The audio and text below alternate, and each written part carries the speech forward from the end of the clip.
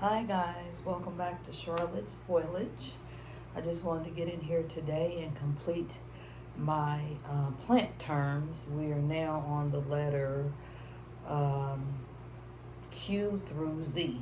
So that would be the end of the alphabet. Basically what I'm talking about is just anything that's plant related that begins with the alphabet. And we're going to go through those together. Thanks again for stopping by Charlotte's Foliage. If you're new here, welcome. I hope you'll tell your family and friends about me. And if you've already been to my channel, I'm glad you came back. So let's get started. All right, guys. So just a little upkeep on what's going on, a little housekeeping rules. My house is a mess right now because we had to make some transitions because my husband has COVID. And my daughter had it last week, and believe it or not, we're on vacation, so that's how we're spending our vacation.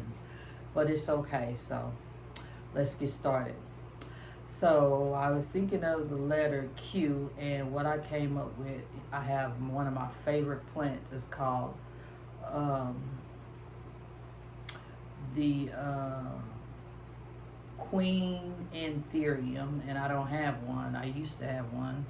And I didn't do well with it because I hadn't really gotten acclimated on how to take care of anthuriums that are imported. But now I have several anthuriums. So, but anyway, I have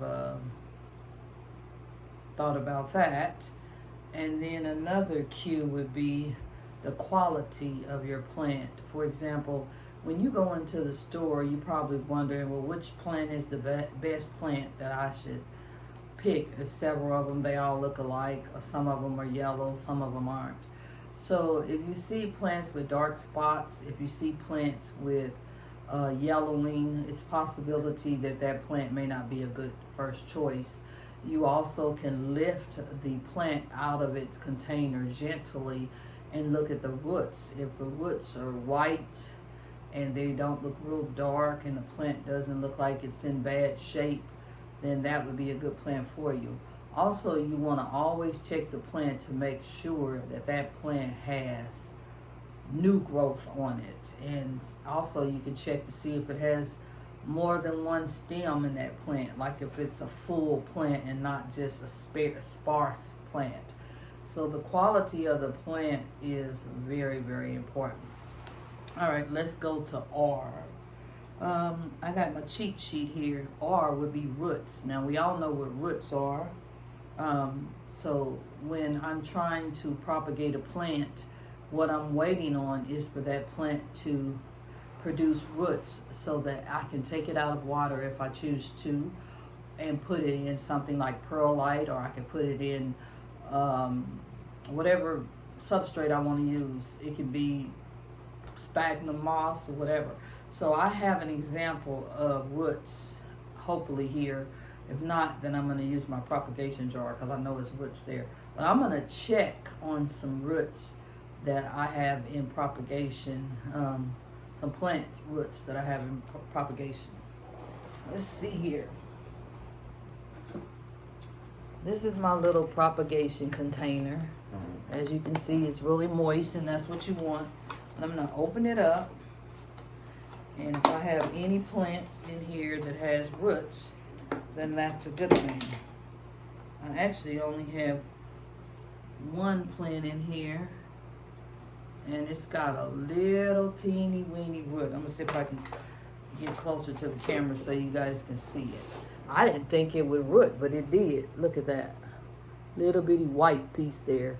So this plant does propagate. It's my first time propagating. This is a Florida green, so it has a very small root. I wasn't expecting that.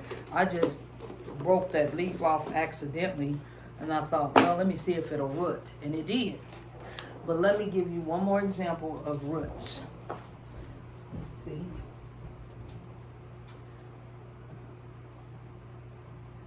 This is still propagating, so we'll wait on that one.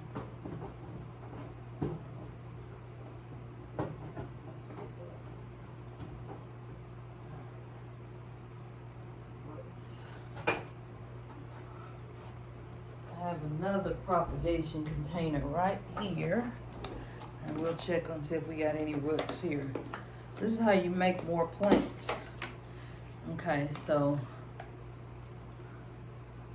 this plant doesn't have any roots. This one doesn't either.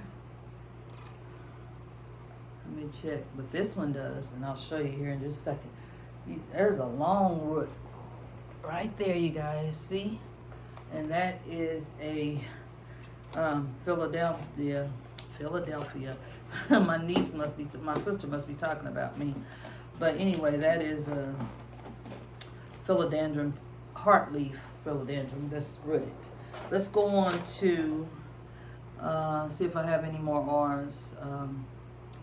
Rabbit's foot fern. I don't have one. That's a plant that has fuzzy stems on it. It looks like a rabbit's foot. So let's go on. What's after R on our alphabet? S. S for salt. Believe it or not, plants have salt in them, and that's why at some point in time you want to get your water hose or your sprayer, and you want to spray down that plant and flush out all those salts in that plant, because it will have a salt buildup if you don't do that. Another S that I was thinking of is succulents, and I have several succulents, but I'll show you a few. I don't know the names of all these succulents because I'm not really, I haven't really studied them, but one of them is a I can't pronounce it, but it's Escherichia, Eschervia. Okay?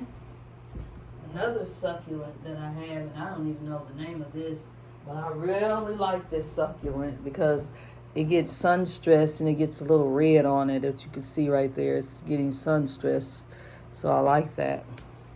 So succulent.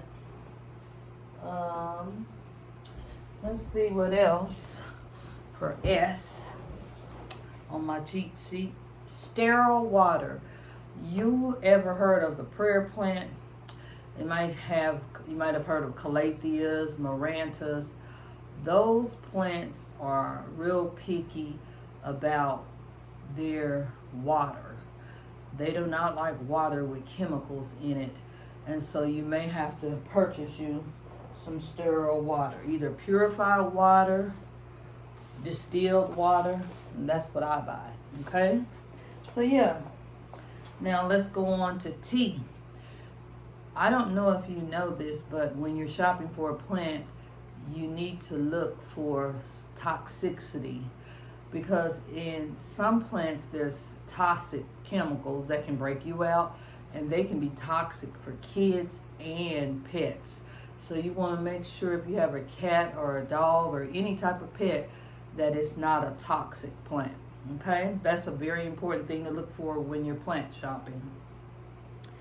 Okay, temperature. You want to make sure your house has the right amount of temperature, especially when we're getting into our colder weather. You don't want to make sure, you do want to make sure that, the plant is not next to any cold drafts.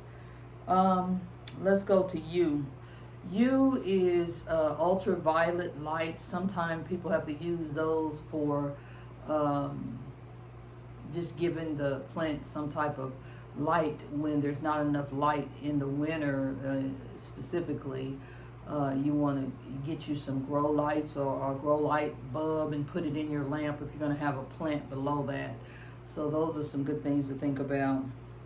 Umbrella plant. I don't have one, but that is a plant that's a good choice, and it's a favorable plant. So you might want to think about getting you an umbrella plant as a first-time plant.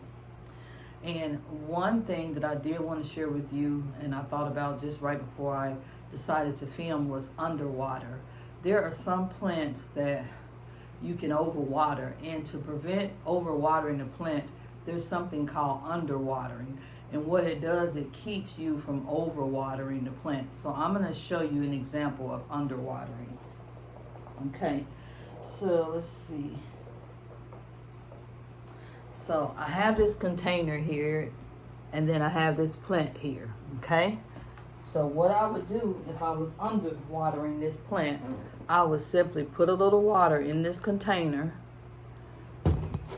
Then I would take this plant and I would sit it in that water and let it soak up that water, okay? That's underwatering, because what happens is that plant will begin to take in that water through the roots and up to the top of the plant. That's underwatering, okay?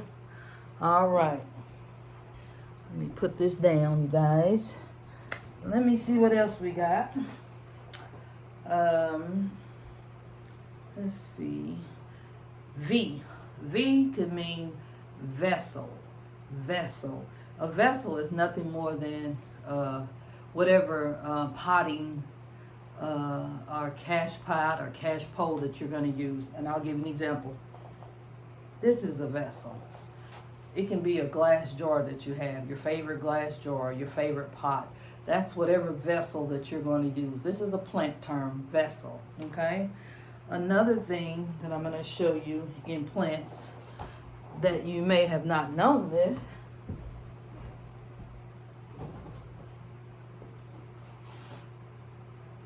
I'm going to use one of my anthuriums, okay? This is my anthurium. And a plant term for those lines in this plant is veining.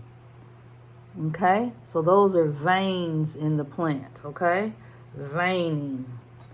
All right. Now. Okay. Variegated. We know what variegated is. It's simply when a plant has beautiful coloring in it. Some variegation could be white, some variegation can be yellow, but it's beautiful mottling type colors inside. Not the same kind of yellowing that you have when your plant is dying off. So let me show you an example of variegation. Let's see. I got one right here. See how white, see that white coloring in that plant? This is a string of hearts, and that is called a variegated string of hearts, okay? So there is another type of string of hearts that is just green only, and because this has the white coloring in it, it's considered a variegated plant. Usually variegated plants cost a little bit more than your regular plant, but they're nice to have. They do require more light because they need light from the sun to photosynthesize. Okay, so that's variegation. All right. All right. Let's see. We did V. Let's do W. W would be water. We've already talked a little bit about water.